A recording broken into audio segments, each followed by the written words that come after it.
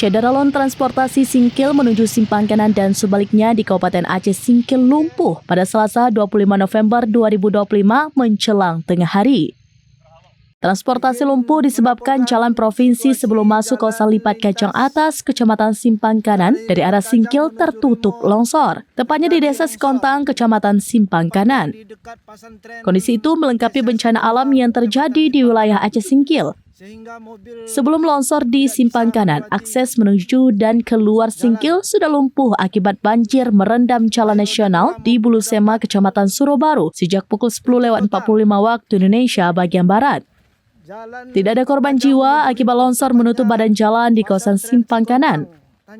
Material longsor dipenuhi semak belukar menutup lebih separuh badan jalan.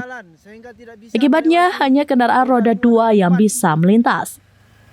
Sedangkan kendaraan roda 4 tidak bisa melintas sebab badan jalan tertutup tumpukan longsor. Dari Aceh Singkil, Dede Rosadi, SerambiNews.com.